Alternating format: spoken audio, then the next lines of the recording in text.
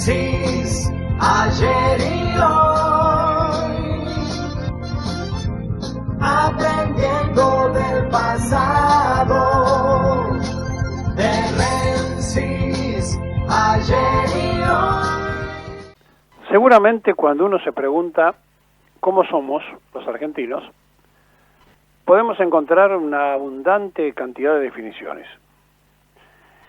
Pero para que nos pinte de cuerpo entero, no hay nada mejor que darnos cuenta que vivimos en lo superficial y dejamos lo importante siempre de lado, porque estamos convencidos que cuando se llega un ratito al poder, la soberbia del poder permite hacer absolutamente cualquier cosa, decir cualquier cosa y además atropellar sobre el resto de la sociedad con ideas caprichosas.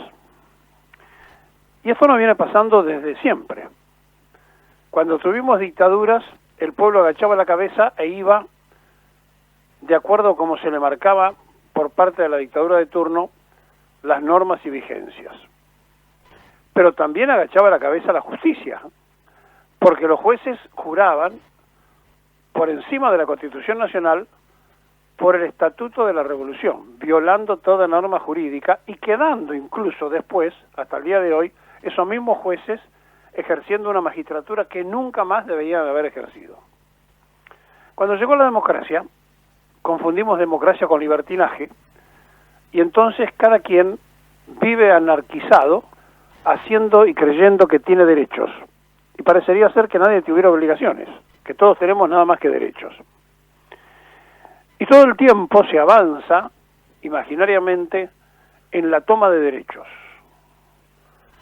Y entonces, como creemos que se tiene derechos, algunos que violan todas las normas de convivencia son protegidos por los funcionarios de turno porque no, ellos tienen derechos. Y vivimos en un mar de confusión, de no tener muy en claro qué orden hay que respetar y de qué forma hay que comportarse. En la Argentina da la impresión que los abogados primero inventan la trampa y después hacen las leyes.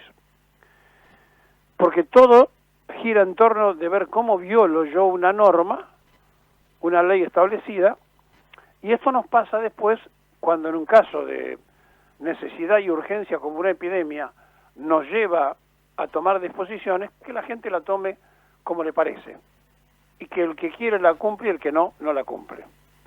Y las sociedades ordenadas salen incluso de la posguerra, y nosotros, en lugar de salir, cada día estamos peor, y si miramos la Argentina de los últimos años para atrás, se van a notar que en un país rico cada vez tenemos más gente pobre, en un fracaso absoluto y rotundo como sociedad que hemos supido conseguir nosotros, que hemos sabido conseguir nosotros, que hemos conseguido, porque de nosotros salen los dirigentes, no nacen de un repollo, y hemos propuesto a esos dirigentes para que nos guíen, nos lleven, nos conduzcan, y ellos que salen de esta sociedad anarquizada también se anarquizan.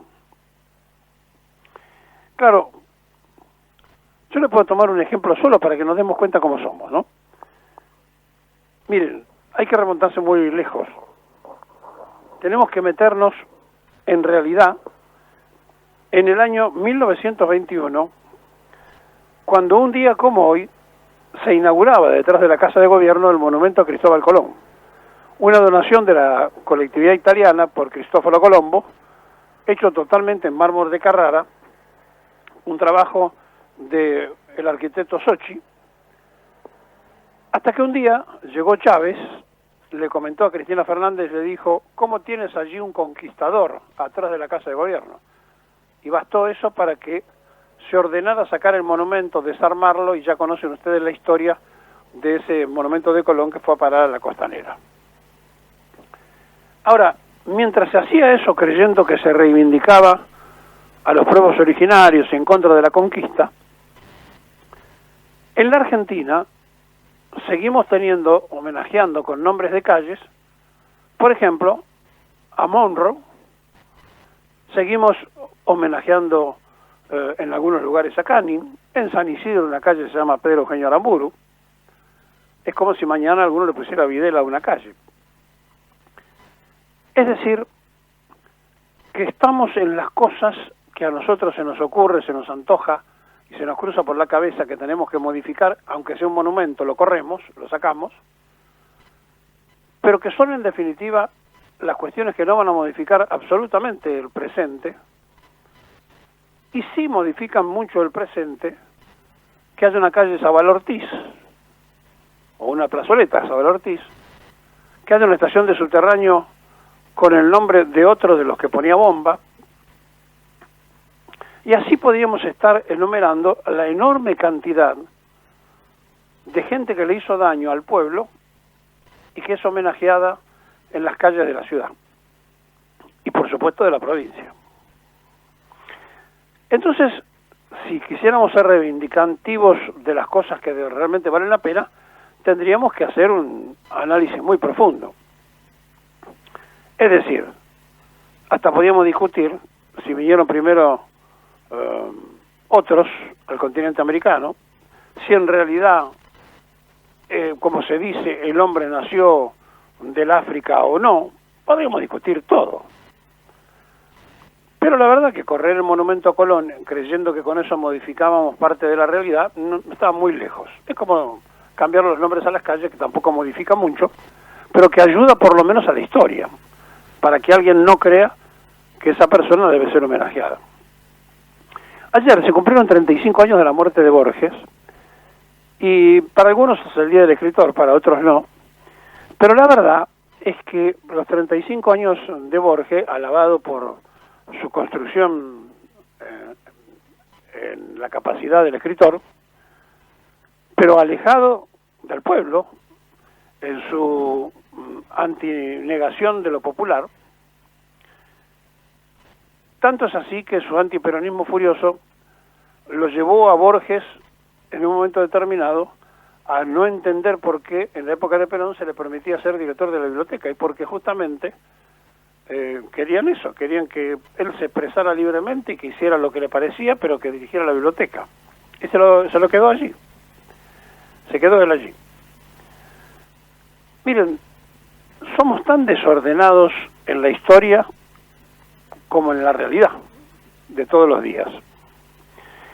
Entonces no hay que alarmarse cuando se dicen que hay fiestas clandestinas, cuando se dicen que nadie respeta determinadas normas. No.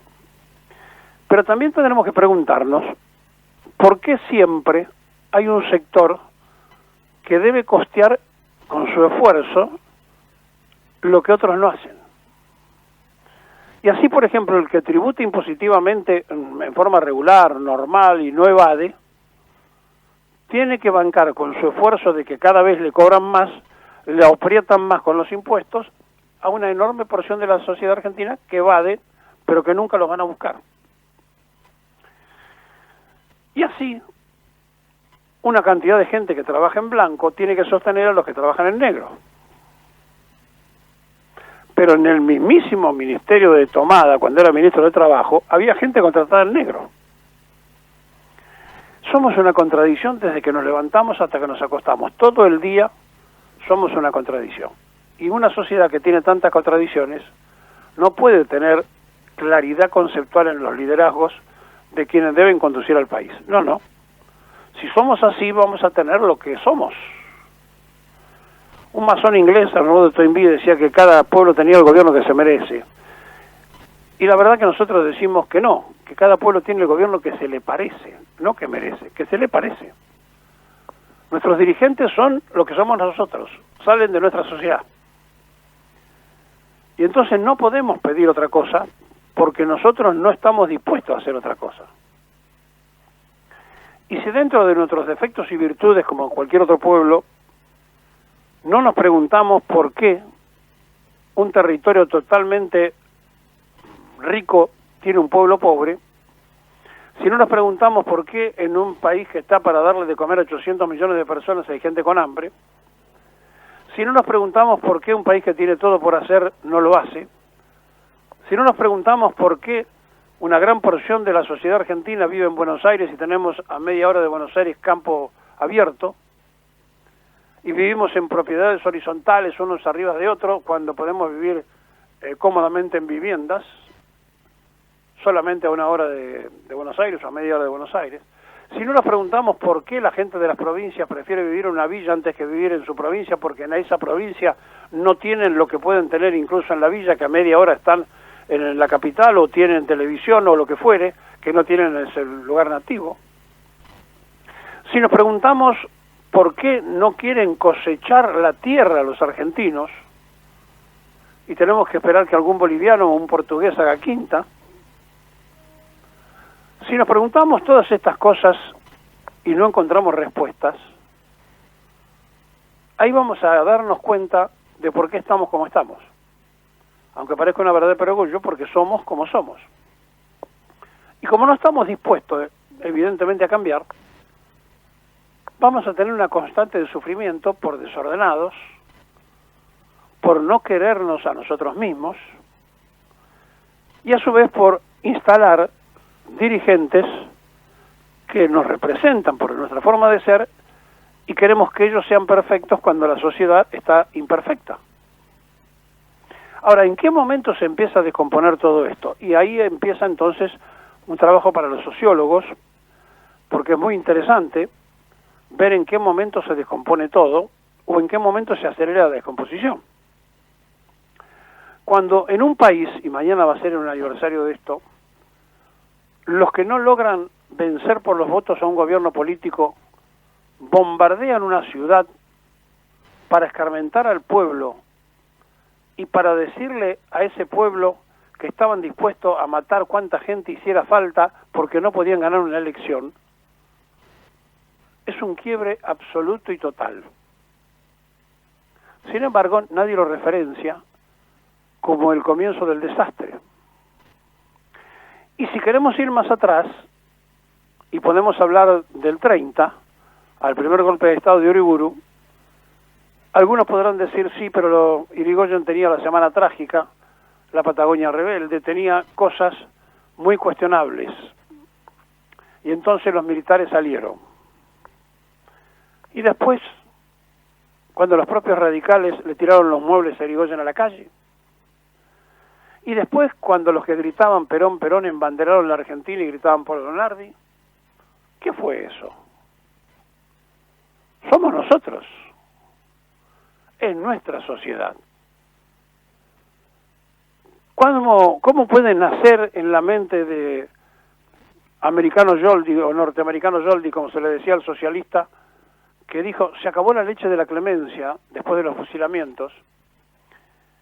O los diarios que hasta el día de hoy persisten y están y se transforman hoy en los alarides de la libertad, la democracia, la república y no sé cuánta cosa más, festejaban la represión porque cómo se iban a sublevar y a levantar contra la revolución libertadora que venía a poner la paz. ¿Quiénes escribían esos diarios? ¿Quiénes dirigían esos diarios? Sí, uno era de Gainza Paz, la prensa, el otro era de Julio Noble, Clarín, y así podríamos pasar revista a todos, porque los que existían en la editorial Alean, La Época, Democracia, El Laborista, habían sido intervenidos y ya casi estaban desaparecidos en acción. Y fueron y mataron a Satanowski, un abogado que tenía las acciones del diario La Razón, y ellos suponían que las acciones del diario La Razón eran de Perón, entonces lo asesinaron. Y el diario La Razón fue manejado por los servicios de inteligencia de ejército durante años.